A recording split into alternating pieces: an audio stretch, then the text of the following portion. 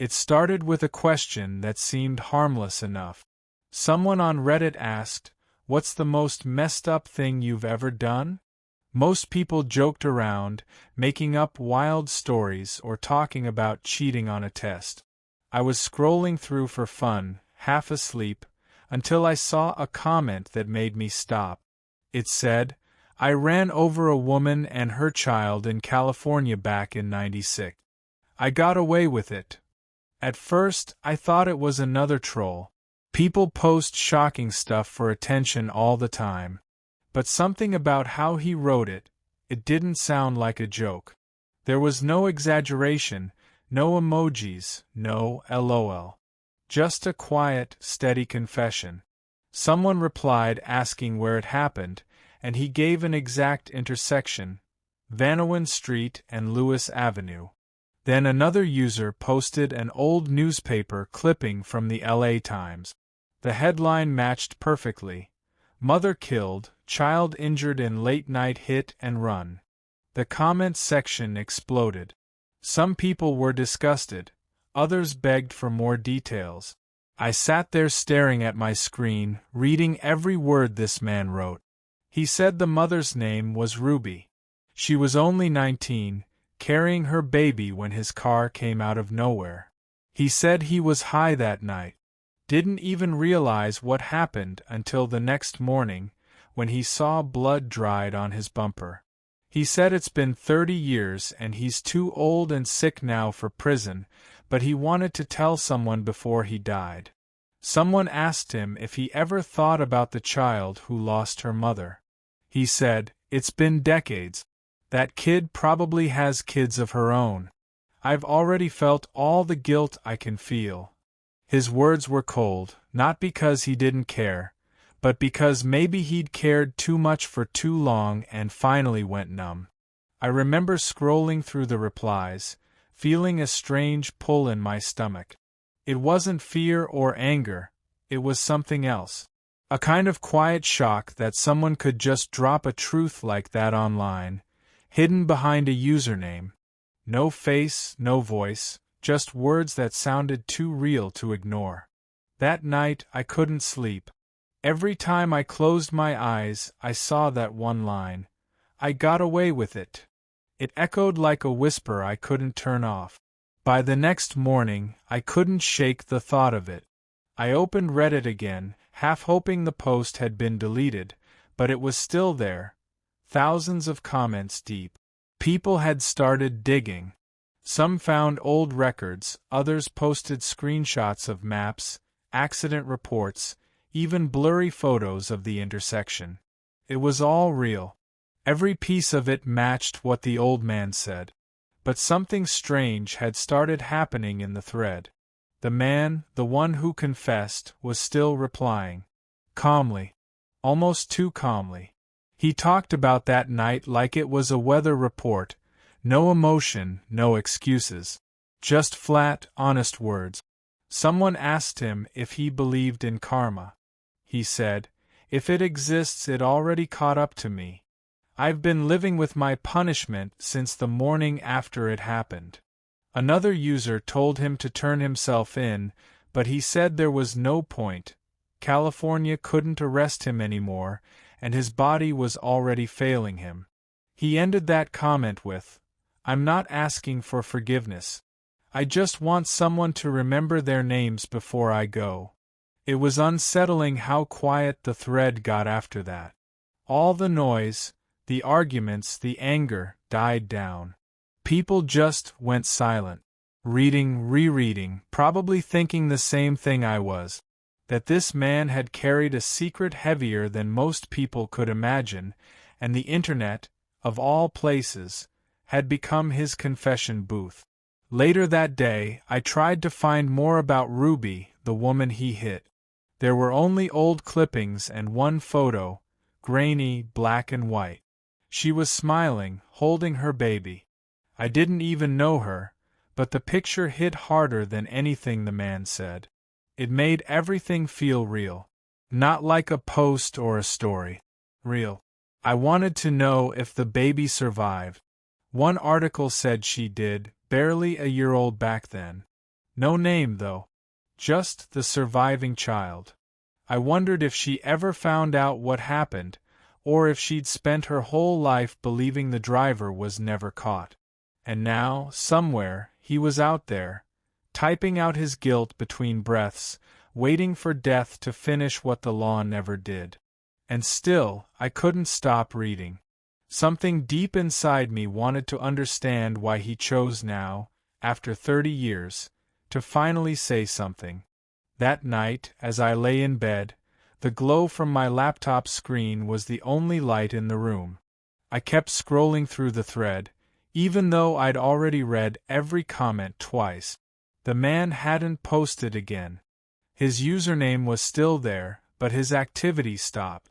People started speculating that he'd passed away, that his last words were the ones he left in that thread.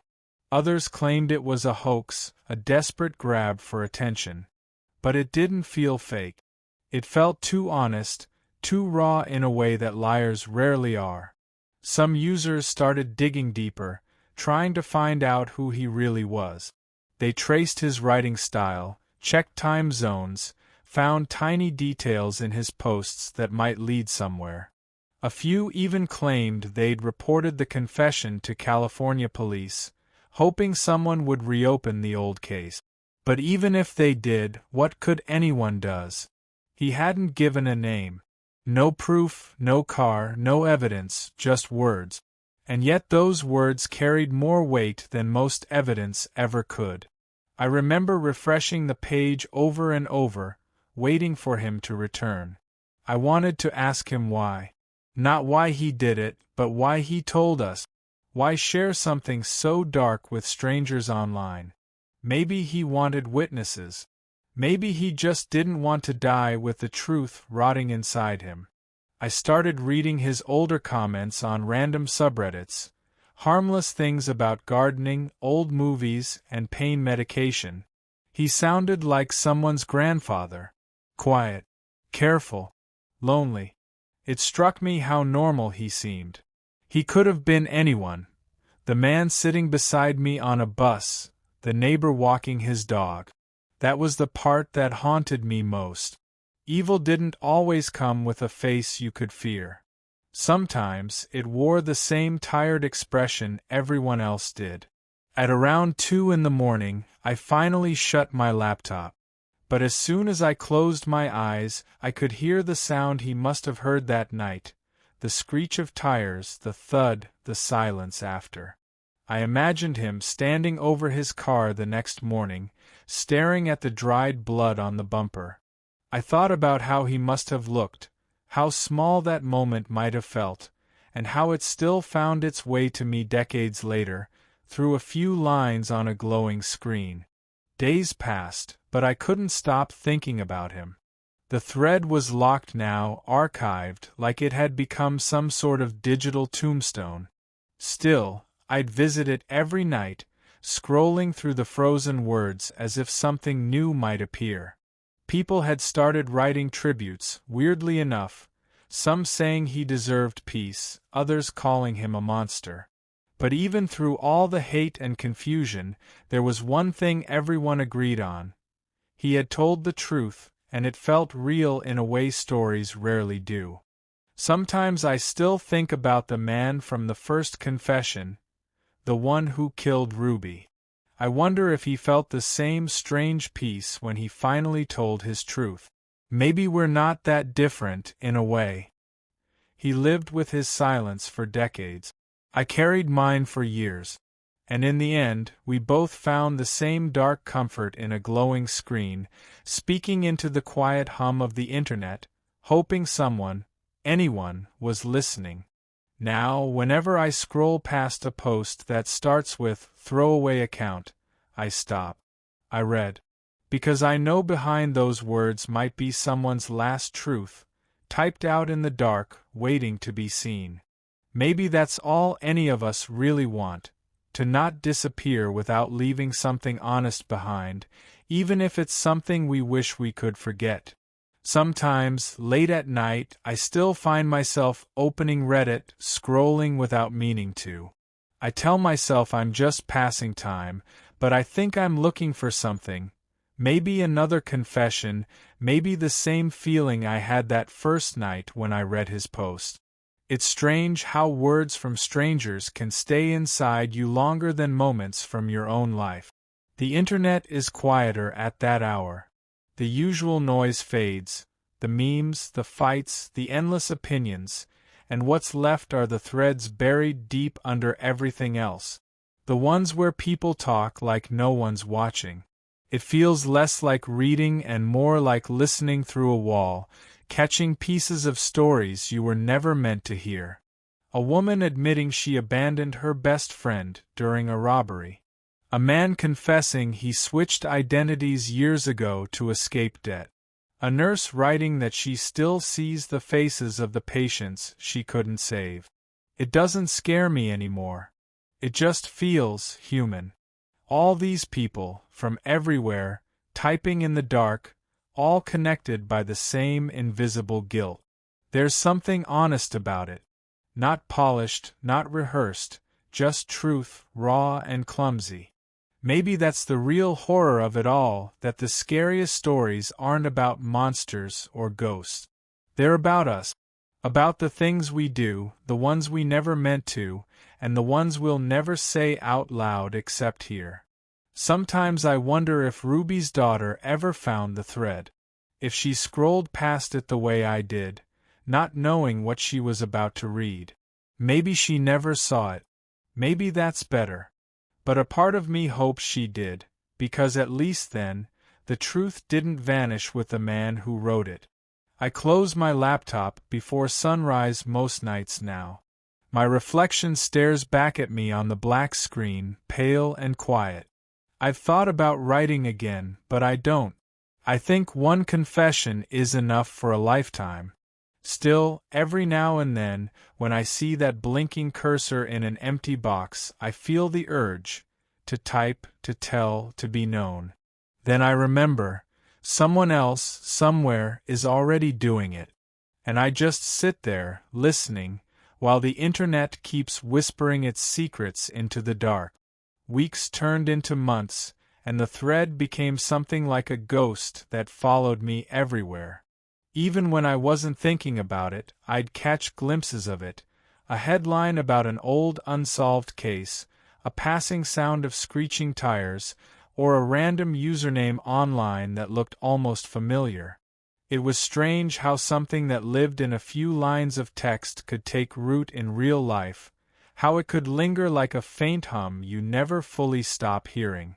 Sometimes I'd walk down my street at night and imagine all the windows glowing with blue light, each one a person sitting alone, staring into a screen, typing something they'd never dare say out loud. It made me realize that the world isn't quiet at night, it's just whispering in different rooms. Maybe everyone has a confession waiting somewhere inside them, some secret they'd tell if they thought nobody would ever know it was theirs. I started keeping a small notebook beside my bed.